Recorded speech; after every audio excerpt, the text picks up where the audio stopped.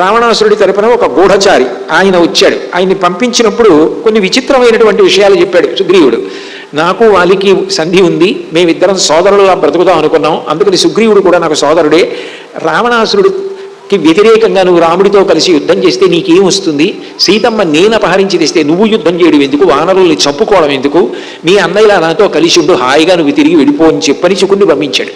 ఆ శుకుడు వచ్చి ఇదే మాట చెప్తే సుగ్రీవుడు తిరస్కరించి, నాకు అసలు రావణాసురుడితో ఏ విధమైన సంధి లేదు, వాడు నాకు మిత్రుడు కాడు, వదార్హుడు, జటాయువుని చంపినట్టుగా నా విషయంలో కూడా ప్రవర్తించాలనుకుంటున్నాడేమో, అది సాధ్యమయ్యేటటువంటి విషయం కాదు.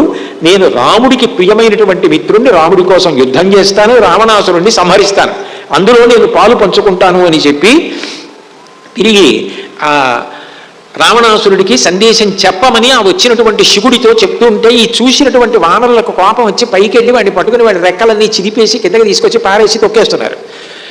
వాడు గట్టిగా అరుపులు అరిచి, నేను చేసిన పాపాలన్నీ వీళ్ళకి చెందుతాయి, ఎందుకంటే నేను దూతగా వచ్చాను, దూతని చంపకూడదని అరుస్తున్నాడు.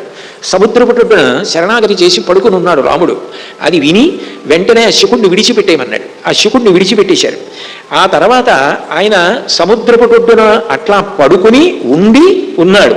అయితే ఇక్కడ విచిత్రం ఏంటంటే, ఆ పడుకున్నటువంటి రాముడి బాహువుల గురించి ఎక్కువ మాట్లాడతారు వాల్మీకి మహర్షి. అందులో ఒక చమత్కారం, సంయుగే యుగ సంకాశం శత్రూణాం శోకవర్ధనం సుహృదానందనం దీర్ఘం సాగరాంతవ్యపాశ్రయం. ఆ చేతులు ఎటువంటి చేతులు అంటే చాలా పెద్ద పొడుగైనటువంటి చేతులు ఆయనవి. ఆజానుబాహుం అరవిందదలాయతాక్షం అని కదూ.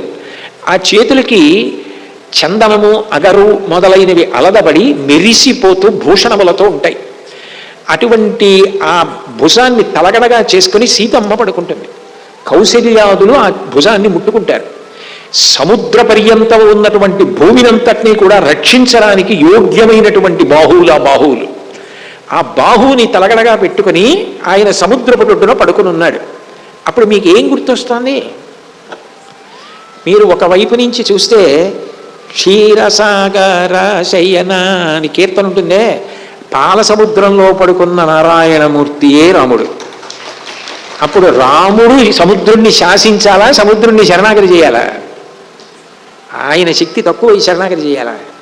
అంటే చెప్పిన వాళ్ళని తిరస్కరించకుండా, ఇది పద్ధతి కాదు, విభీషణుడు నాకు చేసింది నేను సముద్రుడికి చేసేది కాదు అని చెప్పడానికి పడుకున్నాడు.